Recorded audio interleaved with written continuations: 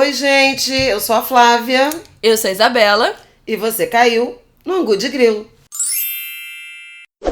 Oi, gente, tudo bom? Estamos de volta. Mais uma terça-feira, nosso episódio 10 no ar. Chegamos ao número 10 do Angu de Grilo. 10, nota 10. Bom, vamos começar o papo de hoje. Flávia, como está a América Latina? Eu queria dizer primeiro que nós antecipamos o assunto da América Latina no universo, na podosfera, na semana passada. Minha filha é uma pessoa com muita autoestima. Vocês muito viram. Senhora de si. Vocês viram, vocês estão acompanhando. Eu sei que vocês estão acompanhando que a gente tá aqui furando as notícias. Eu faro jornalístico. Bom, dito isto, Flávia, como anda a América Latina? Foi um fim de semana de eleições na Argentina e no Uruguai e na Colômbia. Foi um fim de semana bem intenso, né? A Argentina confirmou a eleição. Alberto Fernández. Com a vice Cristina Kirchner. Resultado derrotado, mas por uma margem menor do que se esperava originalmente. Se esperava até 18 pontos percentuais de diferença. Ele ganhou em primeiro turno, mas com 8 pontos percentuais de diferença, que significa que houve uma aglutinação de votos do anti-peronismo, anti-kirchnerismo. Num movimento bem parecido, só que não com o mesmo resultado, com o que aconteceu com Bolsonaro, que aglutinou votos antipetistas. Né? Aliás, nesse 28 de outubro de 2018, faz um ano do segundo turno. Eu tô rindo, mas eleições. É de nervoso. Não, eu não tô nem rindo, mas eu acho que eu vou rir. Mas não é nem de nervoso, nem de nada. É que faz rigorosamente um ano que o então candidato, Jair Bolsonaro, foi eleito. E exatamente hoje, no Twitter dele, apareceu um vídeo em que ele aparece como um leão acossado. Adorei a expressão, a palavra. É o live action do Rei Leão, né? Pois é. Cercado por hienas, cada uma com a sua própria denominação, legenda. STF, PSL, o partido que o elegeu. Gente, é só o próprio partido. Veículos de mídia, Folha, TV Globo. A ONU, tem ONU. Tem os isentões, enfim. Mas é um leão completamente solitário, cercado por inimigos. Então, além dessa vocação, quase paranoia, né? De construção de inimizades e identificação de inimigos permanentes, me parece uma deterioração também de capital político inédita, porque uma pessoa que fez um ano, que se elegeu e já está se autorrepresentando como um líder completamente isolado e cercado de inimigos, e se colocando em rivalidade com o próprio partido. Eu acho isso entre bizarro. Outros, né? Entre o judiciário, entre o legislativo. Então, um sintoma muito ruim para a nossa democracia. Aproveitar e te perguntar, porque eu vi muita gente falando da eleição da Argentina pode prejudicar o Brasil que o Brasil fica mais isolado com a esquerda voltando ao poder na Argentina. Não só na Argentina. E já deu uma treta que o Bolsonaro disse que não cumprimentou, não deu parabéns pro Alberto Fernandes, que ele falou Lula livre no palco quando foi agradecer. Eu vou falar uma coisa que vai parecer piada, mas não é.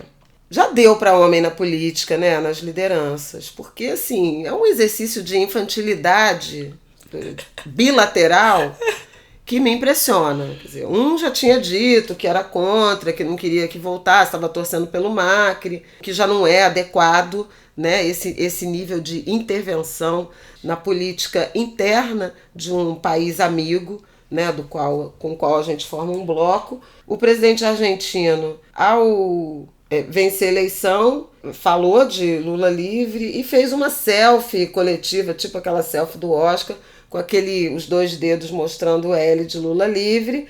Isso indignou o Bolsonaro, que disse que não ia cumprimentar o candidato, agora presidente eleito argentino, e considerou aquilo uma ofensa à democracia brasileira. Então, assim, todo mundo no jardim de infância da política, o que eu acho lamentável, Brasil e Argentina são, além de vizinhos, né, de uma fronteira extensa, de uma ligação muito intensa entre os povos, uma ligação comercial muito importante, né? A Argentina era, até o ano passado, nosso terceiro maior parceiro comercial, e isso porque a Argentina mergulhou e está mergulhada numa crise muito forte. Esse ano ela passou a quarto parceiro, mas é um parceiro importante. Ela perdia para a China e Estados Unidos, e agora a Holanda passou a Argentina. Mas veja, nós exportamos manufaturados para a China. Então tem um valor importante para a indústria brasileira o mercado argentino. Por exemplo, para a China, a gente exporta muito minério, a gente exporta soja, itens mais básicos. Então, a Argentina é um parceiro estratégico e um parceiro que interessa muito à indústria brasileira. Porque já é exportação de produto final, pronto, é isso? Manufaturado, produto industrializado que vale mais e que ajuda a sustentar a nossa indústria. Então, é um erro, né? Esse ambiente de inimizade, de intolerância, de antipatia entre dois países que têm ligações tão intensas. Para vocês terem uma ideia, para não dizer que é porque eu estou falando por alguma questão ideológica mais profunda, os Estados Unidos cumprimentaram o presidente eleito da Argentina através do embaixador, e o Fundo Monetário Internacional, com o qual o governo Macri assinou um acordo no ano passado, também cumprimentou. E o próprio Macri, hoje, na manhã seguinte à eleição, ele convidou o futuro sucessor, que assume em dezembro já, para um café da manhã e uma conversa que durou 1 hora. Então, veja, na tentativa de fazer uma transição mais amigável, que é boa para a democracia argentina. Sim. Então, o que destoou foi realmente o presidente brasileiro. Mas, como diria meu saudoso amigo Ricardo Boechat, segue o barco.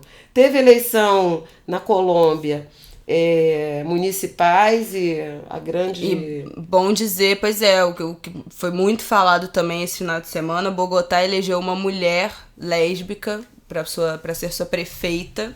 E isso está sendo muito aclamado nas redes sociais, no momento em que a gente vive um conservadorismo extremo no mundo todo, né? Um conservadorismo que quer impor um conceito de família rígido, né? Homem, mulher e filhos, desconsiderando os novos arranjos familiares, que são crescentes e cada vez mais visíveis. Então é bacana. Primeira mulher prefeita de Bogotá. Bacana a Colômbia. No Uruguai teve eleição também, vai ter segundo turno, com o candidato da Frente Ampla à frente, mas realmente o centro-direita. A Frente Ampla é posicionamento. A esquerda que já está há 15 anos no poder, que tem Mujica, que foi eleito senador, e o atual presidente Tabarés. A Frente Ampla foi para o segundo turno, em primeiro lugar, mas é um calor que o centro-direita ou a direita não dava fazia tempo no Uruguai. Pois e estão falando que o candidato da esquerda não necessariamente é o favorito para o segundo turno, apesar de ter ido como primeiro, porque teve voto fragmentado em outros candidatos de direita no primeiro turno que tendem a votar no candidato de direita no segundo, se unir contra a esquerda. Então o negócio está meio esquisito. E o comparecimento foi imenso, mais de 90% dos eleitores aptos a votar compareceram, que é bastante coisa. Daniel Martínez é o candidato da Frente Ampla e Luiz Pou, do Partido Nacional. E o Chile, como anda o Chile? O Chile acalmou? Pois é, o Chile hoje teve... Bom, sexta-feira teve uma manifestação 1 milhão histórica, de pessoas. Mais de 1 milhão, fala-se 1.200.000. Mas seguramente mais de 1 milhão de pessoas nas ruas, com imagens muito fortes, né, contra o governo, e se fala muito dessa agenda da desigualdade que aumentou, e de um governo insensível aos clamores da população. No sábado, o presidente Piñera sentiu o golpe e anunciou... Galvão. Sentiu o golpe da quantidade de pessoas na rua. Quer dizer, a Grande Santiago tem 6 milhões de habitantes, 1 milhão. Eles estimaram, a imprensa chilena, que 1 em cada 5 moradores, habitantes da Gente, Grande é Santiago surreal imaginar foi pra rua isso, imagina. na sexta-feira. Foi realmente uma manifestação muito impressionante, inédita depois da democratização. E aí, no sábado, ele anunciou duas coisas. Ele informou a população, o presidente, que tinha pedido para os ministros colocarem os cargos à disposição e que no domingo ele suspenderia o estado de sítio, o que ele fez realmente no domingo. Hoje teve manifestação mais pequena, de menor porte, mais em protesto por investigações em relação às 19 mortes que ocorreram no período mais intenso de protestos. E ele substituiu 8 ministros. Na noite de terça passada, quando já estava pegando fogo de protesto, ele anunciou uma série de medidas para tentar conter as manifestações. Um resumo das principais medidas: aumentou em até 20% as aposentadorias de algum grupo, estabilizou as tarifas de eletricidade, anulou um aumento recente que tinha tido de mais de 9%, aumentou os impostos para pessoas com renda superior a 8 milhões de pesos chilenos, cerca de 44 mil reais, reduziu o salário de parlamentares e funcionários públicos, reduziu o número de parlamentares e limite ao número de reeleições. Então ele implementou várias medidas que seriam... de apelo popular, né? No meio de um governo neoliberal, né? Então, assim, não deu certo. O que faz? Faz o que já devia estar fazendo. E conforme eu supunha aqui, primeiro, o número de mortos aumentou para 20 hoje, então morreu mais uma pessoa em decorrência dos protestos das últimas semanas, mas ele demitiu tanto o ministro do Interior, que tinha chamado os manifestantes de criminosos, quanto o ministro das Finanças, lá chama das Finanças, que foi aquele que fez uma piada quando as manifestações começaram contra a passagem, o aumento das passagens, né, de 30 centavos do metrô, que ele recomendou que as pessoas acordassem mais cedo, porque o bilhete em horário de pico é mais caro. Então, que as pessoas acordassem mais cedo para se beneficiar da tarifa menor. Esse cara é um desempregado agora. Que bom. Então, veja que é um presidente de uma, digamos assim, ideologia liberal, né, na economia, o Pinheira, mas que está tentando se equilibrar, sobreviver, recuperar o capital político a partir de mudanças que vão na direção do que a população chilena, já massacrada por queda de renda e aumento de desigualdade e aposentadorias irrisórias, já falamos sobre isso na semana passada, resolveu se rebelar. Na Bolívia, o Evo Morales foi confirmado como vencedor do primeiro turno, mas tem recomendação internacional de auditoria ou uma realização do segundo turno para fazer com que o pleito não tenha nenhuma mácula. Essa novela se desenrola. O Brasil, de alguma forma, se isola. Se essa onda, né, mais à esquerda ganha corpo, seja via eleições, seja via algumas mudanças, nuances de política econômica, como parece que é o que vai acontecer para o Chile, o Brasil fica um tanto isolado no discurso do liberalismo agudo, que é o que costuma defender o ministro Paulo Guedes. Bom, é isso, né? Nosso passadão da América Latina. Acho que é basicamente isso que a gente queria dar até uma atualizada, já que falamos disso semana passada. E falamos quando ainda estava, né, começando a efervescência, teve o fim de semana de eleição. Então acho que valia voltar aí no assunto para dar uma atualizada. E aí, agora vamos continuar, que é a grande dúvida, eu acho, de todos os brasileiros da nação nesse momento, que é a reforma da Previdência finalmente passou. Finalmente está concluída a reforma da Previdência. É isso, aconteceu, realizou-se. O Senado aprovou, passou com tudo. Tem algumas pendências ainda a serem resolvidas. Não, por exemplo, militares é outro projeto. Então, vai estar em tramitação. Então, essa reforma que foi aprovada, que ainda vai ser promulgada, provavelmente na segunda quinzena de novembro ou até o início de dezembro. Aí as regras começam a valer. Mas ela não vale para militares e não vale para estados e municípios. Vocês já devem ter ouvido falar da expressão PEC paralela. É um outro projeto de emenda constitucional que vai tentar fazer com que a reforma alcance estados e municípios. Ela estava prevista de alcançar no projeto original do governo Bolsonaro, mas foi derrubada na Câmara e o Senado não reintroduziu essa determinação no projeto que acabou sendo aprovado por uma questão de tramitação, digamos assim, parlamentar. Se um projeto passa na Câmara, vai para o Senado, se o Senado faz alguma alteração, ele tem que voltar para a Câmara. Então, isso atrasaria a promulgação da reforma. Aí eles optaram por aprovar o que a Câmara tinha feito e não introduzir novos dispositivos para que ele não precisasse voltar. Por isso entra a tal da PEC paralela. Pois é, e aí eu já tenho a minha primeira dúvida.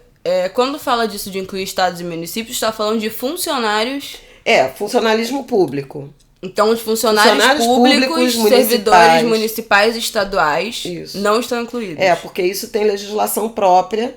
A ideia era do Paulo Guedes, era que a reforma que ele apresentou, ela fosse impositiva a estados e municípios. Só que aí começou a feder, porque tem eleição ano que vem, né? E aí os prefeitos começaram a ficar tensos. Menos os prefeitos. Na verdade, municípios e estados até gostariam que fosse impositivo, porque eles poderiam dizer para o cidadão, para os servidores, que, olha, eu não tenho nada com isso. O governo federal mandou, o Congresso aprovou e agora eu tenho que obedecer. Mas o medo não seria que essa informação não chegasse direito e achassem que era culpa do prefeito? Não, o medo foi que os deputados, porque como tem muito deputado e até, eventualmente, senador, que vão se candidatar a governador ou a prefeito, eles ficariam com ônus e perderiam popularidade. Então, em razão do calendário eleitoral, deu-se o impasse. Ok, temos várias... calma, primeiro. Pergunta primordial. O que é a Previdência? Tem que ter essa pergunta, ninguém é obrigado a saber. O que é a reforma da Previdência? O que é a Previdência e, portanto, a reforma da Previdência. Não, a reforma da Previdência, ela vai regular pensões, aposentadorias, né, e os benefícios, alguns benefícios também de assistência social. O sistema previdenciário é um sistema de, digamos assim, transferência de renda à população brasileira. No caso da aposentadoria, a partir de anos de trabalho e de contribuição e de uma determinada idade, a pessoa já sem condições, teoricamente, sem condições laborais, ela se retira da atividade profissional e passa a receber do sistema previdenciário um benefício mensal para o seu sustento a partir da velhice. Mas você tem, por exemplo, os benefícios também de assistência social, o benefício de prestação continuada, que alcança idosos na extrema pobreza e que não têm direito à aposentadoria porque nunca contribuíram, pessoas com deficiências, com deficiência e integrantes de lares de extrema pobreza, que recebem esse benefício do governo. Você tem a aposentadoria rural também e as pensões, no caso de pessoas contribuintes da Previdência que morrem e deixam viúvas ou viúvos e filhos menores, cônjuges, né? Vou usar até assim. Que deixa os cônjuges, companheiras reconhecidas e filhos menores que têm direito aí, no caso dos filhos, a um período até alcançar a maioridade, de benefício previdenciário por conta desse pai ou dessa mãe que morreram, e os companheiros que têm enquanto viverem, né, em tese, porque tem várias regras que também já mudaram em relação à duração de benefício. E aí a primeira dúvida, Gabriela Rafaldini. Como funcionará para quem já recebe pensão pós-morte do cônjuge? Isso não muda. É importante dizer que quem já está recebendo pensão ou aposentadoria, nada vai acontecer. Exatamente. Os direitos adquiridos, quem já está aposentado, quem já recebe pensão, quem já recebe benefícios, não muda nada. A reforma da Previdência não é retroativa, ela não retroage. Ela não vai alcançar quem já está contemplado. Agora, quem não tem aposentadorias e benefícios e passará a ter a partir da promulgação da reforma, que, como eu disse, deve ser entre a segunda quinzena de novembro e o início de dezembro, aí sim, aí tem tanto quem vai começar a contribuir e aí já estará sujeito às novas regras, quanto quem já está no sistema, já trabalha, já contribui para a Previdência, dependendo aí do número de anos de contribuição e da idade da pessoa, tem um conjunto de regras de transição. Por isso, é muito difícil responder a pergunta qual vai ser a minha situação, ou é melhor ou é pior para quem, porque isso depende muito fortemente de há quanto tempo você já está no mercado de trabalho, se você é homem, mulher, se você está em uma determinada categoria profissional, por exemplo, professor tem regra diferente, funcionalismo tem regra diferente, e tem regra diferente a partir do momento que você entrou no funcionalismo, se foi antes ou se foi depois da reforma da Previdência promovida, por exemplo, pelo governo Lula em 2003. Então tem todo um conjunto de regras de transição que alcança diferentemente homens e mulheres brasileiros de acordo com o momento de cada um. Então, por exemplo, a minha regra de transição, tenho 2 possibilidades e cada uma me dá uma perspectiva de trabalhar mais 9 anos ou mais 12 anos. Uma é péssima, outra é menos pior. Mas assim, o que dá para dizer que efetivamente tem de novo na reforma da Previdência recém-aprovada e a ser promulgada? Primeiro lugar é a idade mínima. Não vai ter mais uma aposentadoria só pelo tempo de contribuição, que era uma coisa que existia no Brasil. Então, digamos, mulheres contribuíram por 30 anos ao INSS, no caso do setor privado. Poderiam se aposentar mesmo com 50, 51. Se começou com, 18. Poderia se aposentar. Você poderia, com 48, por exemplo. Acabou. Isso não pode mais, né? A partir de agora você tem uma idade mínima que, para quem vai começar a contribuir, será de 62 anos para mulheres, 65 anos para homens. Jesus. Antes havia uma idade mínima de 55 para mulheres e 60 para homens, mas veja, você poderia combinar essa idade mínima com o tempo de contribuição e poderia eventualmente se aposentar só por tempo de contribuição sem usar a idade mínima. Agora não, agora você vai ter que cumprir uma idade mínima. Setor privado, né, INSS, 62 anos para mulheres e 65 anos para homens, serão as novas idades mínimas, com um tempo mínimo de contribuição de 15 anos para mulheres e de 20 anos para homens. Por que isso é importante? Porque não é essa sobre... era a minha dúvida. Aí você chega com 60 anos, 62 anos, e não contribui nenhum ano, e quero me aposentar. Aí eu sinto muito. Não pode. Você vai ter que contribuir por pelo menos 15 anos, ou se você for um idoso em extrema pobreza, vai pleitear o BPC para ter o direito a um salário mínimo. Mas digamos que você chegue lá aos 62 anos e tem 13 anos de contribuição. Então você só vai poder se aposentar aos 64 anos, porque você vai ter que contribuir por mais 2 anos para completar Entendi. O 15 de mínimo. Então esse é um ponto. Agora, para quem está em transição, por exemplo, a idade mínima vai ser de 56 para mulheres e 61 para homens. E aí ela vai aumentando 6 meses a cada ano até chegar nos 62 e 65. A cada ano que passa do Brasil, não a cada ano da sua vida de contribuição. A cada a reforma... A cada ano você faz 60, digamos, você tem 61, né? Você tem 61 hoje, mas no ano que vem você só vai poder se aposentar aos 62. Sim, então, no Brasil... Cada ano não, calendário não é a cada ano claro. que você contribui, aumenta, né, um ano do seu negócio. Quando ela entrar em vigor, 56 anos para mulheres é o mínimo na transição, e 61 para homens. Se digamos que entra em vigor em dezembro desse ano. Em dezembro do ano que vem, já vai ser Socorro. 60 Bom, vamos às perguntas? e 2. Primeira pergunta, eu acho que você já falou um 56,5, pouco. né? Tem diferença para homem e mulher?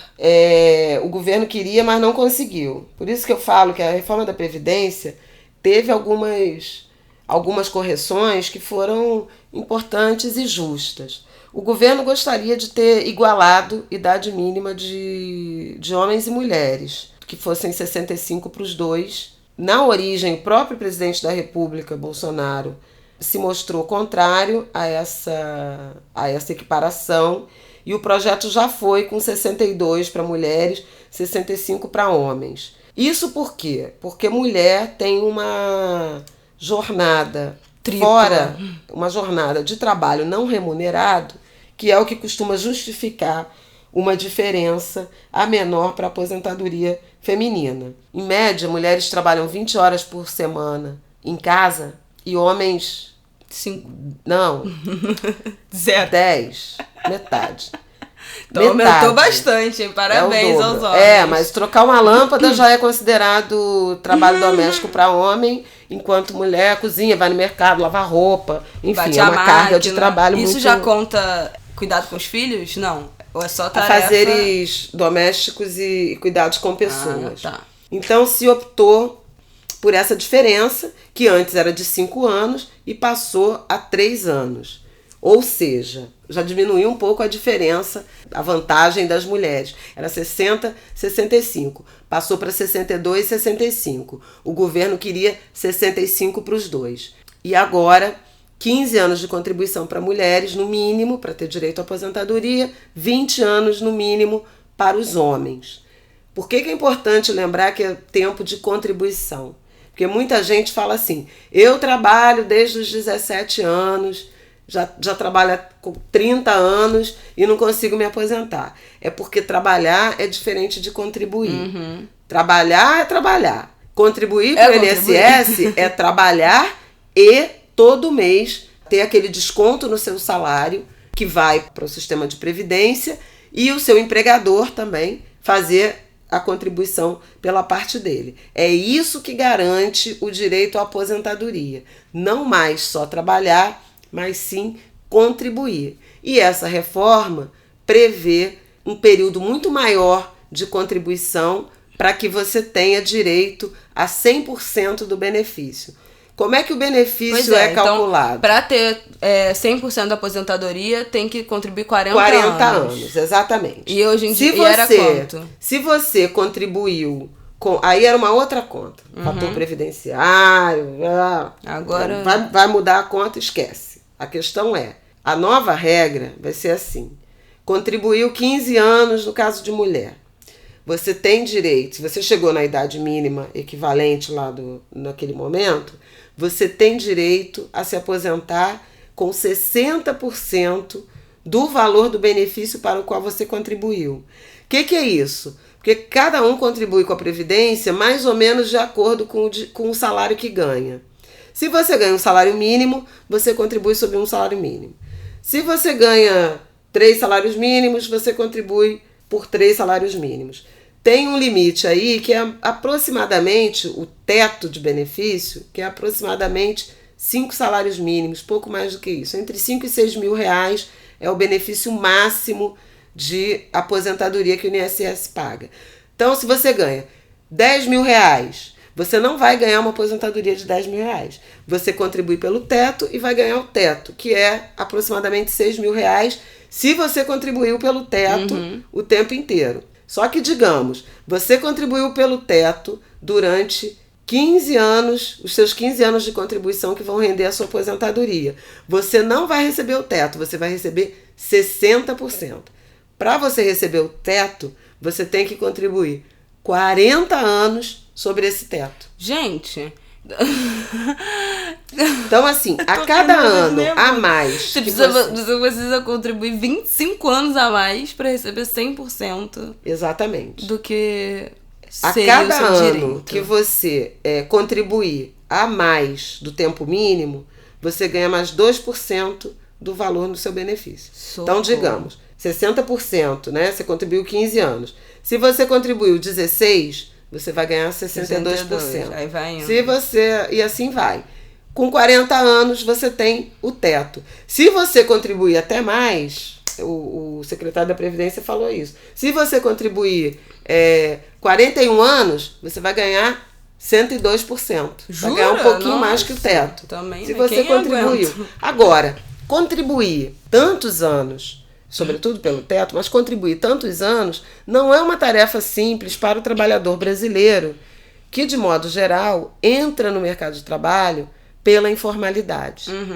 A gente começa, especialmente os mais pobres, começam a trabalhar muito cedo e informalmente. Então ele não tem tempo de contribuição. Isso acontece com as empregadas domésticas, isso acontece com muitas mulheres. Mulheres também estão mais sujeitas à informalidade. Isso acontece com os negros, acabam entrando no mercado de trabalho pela via informal E nos últimos aí não tempos, conseguem. até quem contribuía, tinha emprego formal e contribuía, perdeu o emprego. Muita né? gente que perdeu o e emprego. para de contribuir. E está na autonomia. Então, por isso que é importante, e por isso que a gente valoriza o emprego formal ou a autonomia com a contribuição ao INSS, porque ela vai contar como previdência, né? A outra coisa que eu acho importante lembrar, e que é uma mudança que tem um significado no valor final do benefício, a partir da reforma da Previdência promulgada, a conta do valor da sua aposentadoria, ela vai ser feita com base na média de 100% das contribuições que você fez. E não mais, como era a regra anterior, 80% das maiores contribuições. Isso tem um efeito estatístico ou aritmético importante, porque normalmente a gente começa a trabalhar menos, né? Exatamente. Você entra no mercado de trabalho ganhando pouco. Isso, vai aumentando o salário, vai aumentando a contribuição. Quando você faz 80% de maior, você pega o filé ali do... Exatamente. Que você mais ganhou e contribuiu, tira aquele início de carreira ali. Você tira aquele momento fica com a parte inicial, boa.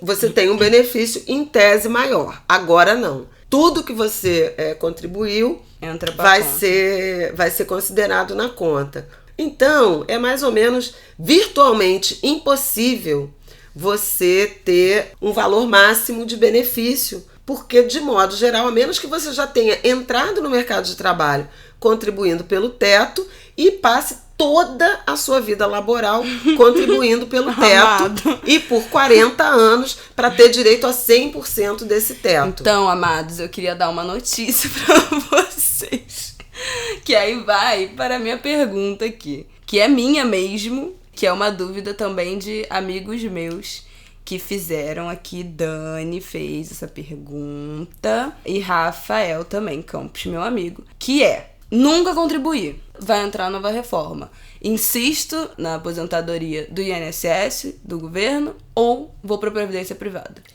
Olha, também não é uma pergunta de resposta única, porque depende do tamanho do colchão de patrimônio, se esse indivíduo é herdeiro, né? Se ele já tem uma poupança, se ele tem algum tipo de remuneração que é muito alta e que permite a ele formar uma poupança, um colchão. Mas, na média geral da juventude brasileira, eu não acho que seja razoável abrir mão da Previdência, mesmo nessas condições de ter que contribuir por 40 anos. Porque, veja, a contribuição ao INSS, ela não te garante só a aposentadoria no momento futuro. Isso aí foi babado. Já decidi que eu vou contribuir. Então, eu tirei essa dúvida antes. Ela garante... Não, porque ela garante outros benefícios trabalhistas. Então, digamos, você contribui para o INSS, você sofreu um acidente, ficou doente, etc. Você vai ter direito ao auxílio-doença. Então, é um benefício que é previdenciário, que é um benefício trabalhista, mas que não está exatamente relacionado à sua aposentadoria. Uma jovem que ainda quer seguro-desemprego.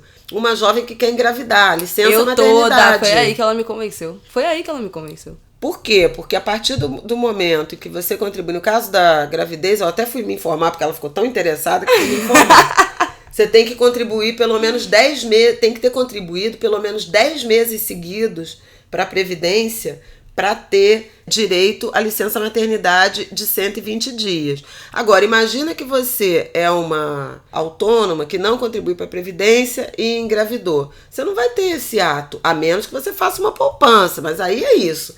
Você tem essa capacidade, de planejamento, de montar um colchão para emergências, de modo a ficar sem nenhum tipo de cobertura de benefício social oferecido pelo Estado numa determinada situação de emergência, acidente, a licença maternidade, desemprego. Então, a Previdência, o sistema oficial de Previdência, ele te garante alguns outros benefícios, além de propriamente a aposentadoria lá no fim da vida laboral. Além disso, eu acho que vale a pena lembrar que os jovens que são mais ambiciosos em relação a valor de benefício, pode sim valer a pena ter uma previdência complementar, olha o nome, como o nome já sugere, ou um mecanismo de poupança de longo prazo para exatamente complementar as suas necessidades financeiras que a aposentadoria formal do sistema público não vai conseguir te oferecer. Como eu disse, você recebe a aposentadoria com base num teto de benefício que leva em conta a sua contribuição.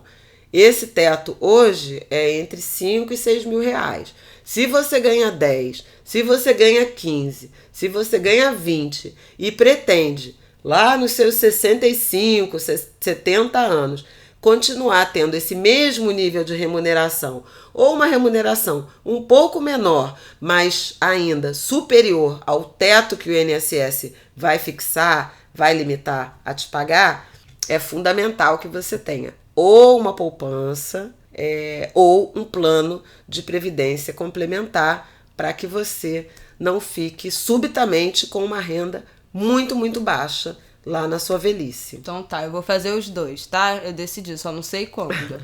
Mais perguntas, vamos lá. Deixa eu ver aqui. Acho que sobre professores, né? Ele queria igualar 60 anos para mulheres e homens, professores e professoras, e 30 anos de contribuição para professores e professoras. Isso foi um dos maiores absurdos que o governo tentou impor. Eu falei logo no primeiro dia, isso, BPC, aposentadoria rural. Eu falei logo no primeiro dia, vocês podem achar meu tweet lá 19 ou 20 de janeiro, que eu já fiz uma thread detonando, que eu achei um absurdo. Por quê? Porque essa regra de aposentadoria dos professores alcança professores do nível básico. Então é até o ensino médio. O professor universitário é diferente. 80% desses professores de nível básico são mulheres. Então era uma regra para alcançar as mulheres professoras. Eu achei absurdo. Na Câmara houve uma mudança e se instituiu 57 anos para professoras mulheres e 60 anos para professores homens, com tempo de contribuição de 25 anos. Trabalhadores rurais é que mulheres terão idade mínima de 55 anos e homens 60 anos, com um tempo mínimo de contribuição de 15 anos para os dois grupos. Outra pergunta que temos aqui. Por que falam que os jovens, adolescentes, têm mais a que se preocupar do que quem já é mais velho? Que é a galera que já vai começar, com certeza, na nova regra. Exatamente. Né? Não só vai começar como nova regra, mas como é uma praxe do mercado brasileiro. Os jovens entrarem no mercado de trabalho pela informalidade, eles demoram muito tempo para começar a contribuir. E quando você está falando de um sistema em que para você ter 100% do benefício, você tem que contribuir por 40 anos, ou você tem que contribuir para ter direito ao benefício entre 15 e 40 anos, né? Tem de que contribuição, começar muito ligado nisso. O ideal é que os jovens se formalizem o mais depressa possível. Eu queria lembrar também, os jovens de baixa renda, muitos começam a trabalhar em funções auxiliares de negócios familiares. Isso é uma coisa importante, gente, no sentido de formalização dos empreendedores de favela, de periferia, de comunidade, até como uma decisão de família, entende? muito jovem que ajuda a mãe que é costureira, a mãe que é cozinheira, a mãe que faz bolo, que faz salgados, o pai na birosca, no mercadinho. É o empreendimento familiar, eventualmente até esse chefe de família paga uma autonomia, ou já pagou, ou já teve um emprego formal e está esperando uma idade para se aposentar, mas esse jovem que está ali, que não tem nem salário, nem contribui para a Previdência, mas está efetivamente trabalhando, ele está entregando capacidade produtiva, capacidade laboral, sem contribuição e lançando uma certa interrogação em relação ao futuro, ao quando parar, né, e a todos os benefícios que eu já falei. Então, acho que as famílias também precisam conversar sobre isso, mas é claro que a responsabilidade maior é da política pública, é do Estado, no sentido de gerar crescimento econômico, desenvolvimento, para que se aumente a oferta de emprego, e do setor privado, que seja responsável, né, e que formalize os seus. E é importante dizer que quem é autônomo, quem trabalha por conta própria, também pode contribuir, né? Você não precisa estar ligado a uma empresa. MEI contribui. MEI contribui, normalmente é sobre um salário mínimo, mas o microempreendedor individual tem benefícios previdenciários e trabalhistas a partir daquela contribuição. Muita gente faz o MEI para ter um CNPJ, mas enfrenta alguma dificuldade, para de pagar e acaba ficando descoberto. Não é legal, é legal fazer esse sacrifício, eu sei que é sacrifício, mas manter as contribuições para alcançar os benefícios previdenciários. Quem é sócio de empresa também, que não seja MEI ou autônomo, também pode fazer contribuição como sócio diretor, exatamente. Então você faz como empresário a sua contribuição previdenciária e fica coberto com aposentadoria. Muita gente que perdeu o emprego formal e acabou montando empresa, virando consultor, também pode e deve, especialmente quem aí está caindo nessas regras de transição, porque pode valer a pena você complementar aí, zerar esse período para se beneficiar de alguma aposentadoria, que hoje é basicamente para pagar o plano de saúde, né, minha gente? Então, quem quer se aposentar antes de morrer, investe logo aí no INSS, corre para fazer antes de morrer, porque quem vai se aposentar depois de morrer? Não se aposentar, né? No caso, morrer sem se aposentar. Pois é. Previdência privada, então. Eu tenho uma última dúvida, que já estamos chegando no nosso tempo. Falamos horrores, não, você falou horrores, né? Hoje foi um podcast da Flávia, um áudio de WhatsApp gigante de 50 minutos. Eu espero que tenha sido claro. Mas a minha dúvida é, previdência privada, então o benefício mesmo é da aposentadoria. Todos esses outros que a gente citou, de licença maternidade, seguro-desemprego, auxílio-doença, não entra na previdência privada. Não, previdência privada você pode fazer até com alguma cláusula de seguro acoplado, que aí te dá, tipo, acidentes pessoais. Eu tenho, por exemplo, uma previdência. Eu tenho previdência privada desde 28 anos. Vamos falar da previdência da Flávia, que foi perguntado. Vou até ver aqui quem perguntou. Olha só. O Instagram dela é Babette Melina. Perguntou qual o plano de Flávia para a aposentadoria. Não, eu tenho desde... Eu fiz 50 anos, vocês devem saber. Mas desde 28 anos de idade eu tenho plano, eu contribuo para a previdência privada. Tá, querida, é uma mulher que organizada. Né, antes mesmo de o Jornal o Globo, onde eu trabalhei, criar um plano para funcionários, eu já tinha minha própria previdência separado. Então, eu tenho um fundo de aposentadoria, de complementação da aposentadoria, que vai me garantir, eu espero, né, uma velhice digna. Então, faz muito tempo que eu me preparo para a minha aposentadoria, contribuo como se fosse uma prestação mensal. E digo o seguinte, quanto mais cedo você começar, maior vai ser a poupança que você vai constituir no longo prazo e menos dolorosa vai ser essa prestação. Porque, digamos, se você quer ter um X de dinheiro aos 60 anos, se você começar a poupar aos 20, você vai, eventualmente, com R$1.000, eu tô fazendo uma conta de não é literal não, tá, gente? Mas, digamos, aos 20 anos, R$1.000 por mês pode te dar, sei lá, 500 mil aos 60 anos. Mas se você começar aos 40 anos, você vai ter que depositar 5 mil por mês. Então é muito mais difícil. Não, pelo então, amor de quanto Deus, não mais vai esperar cedo, 40 anos não, gente. Pois é. Pra hoje. Quanto pra mais ontem. cedo você começar a formar a sua poupança de longo prazo, para a vida, para a sua velhice, mais suave será essa travessia. Pode ser um plano de previdência que os bancos e as seguradoras oferecem, pode ser uma compra de títulos públicos, tem Tesouro Direto, muitos investidores, muitos consultores financeiros recomendam isso, porque você não paga taxa de administração, etc, etc. Aí vai da decisão de cada uma, vai da disciplina de cada uma. E quero aproveitar, você falou Tesouro Direto, para indicar o canal de uma menina que eu amo, que eu acho incrível o que ela faz. O canal dela no YouTube chama Finanças com a Nath. A Nath é uma jovem menina negra de 21 anos, estudante de administração, e fez um canal no YouTube para ensinar educação financeira de uma maneira fácil, voltada para o público de baixa renda, trabalhadores que ganham um salário mínimo, estudantes, desempregados, estagiários. Um trabalho incrível de explicar as coisas mais básicas do mundo, tipo qual é a diferença de TED para DOC, cada detalhezinho. E também fala sobre Tesouro Direto, opções de como você pode guardar dinheiro, e também dando dicas e ensinando a você se organizar financeiramente, a melhorar, controlar seus gastos e aprender a lidar com o seu dinheiro. Então, Finanças com a Nath, ela é incrível, recomendo demais o canal dela. Posso dar umas 2 últimas informações aqui absolutamente precisas? A aposentadoria nunca poderá ser inferior ao salário mínimo, que esse ano é de R$ 998.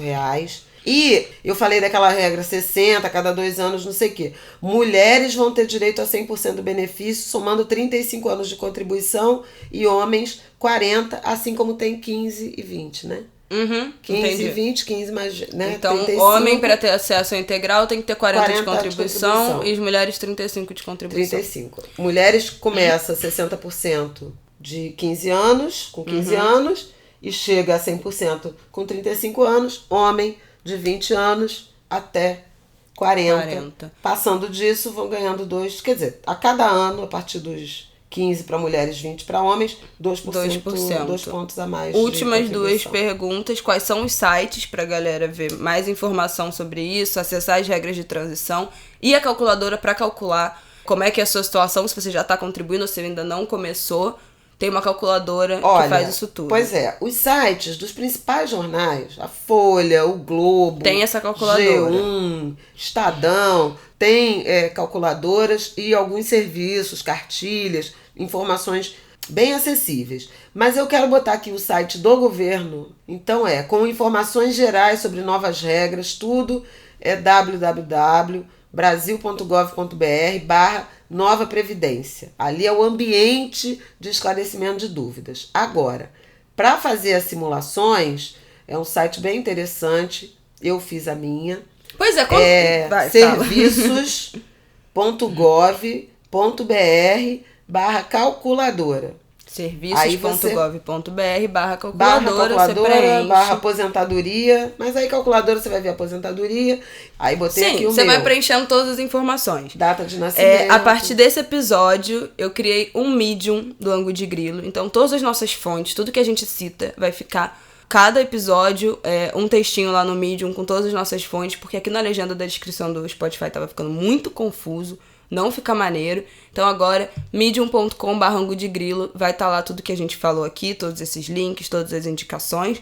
E a última pergunta desse podcast é: quando que você vai se aposentar pelo INSS, Flávia? Tô fazendo aqui, tô fazendo aqui em tempo real. Faltam quantos anos? Bom, para eu me aposentar com a regra de transição, faltam 9 anos, então eu consigo me aposentar em 2028. Com 100%? Com 92%. Ah, pronto. E para chegar a 100?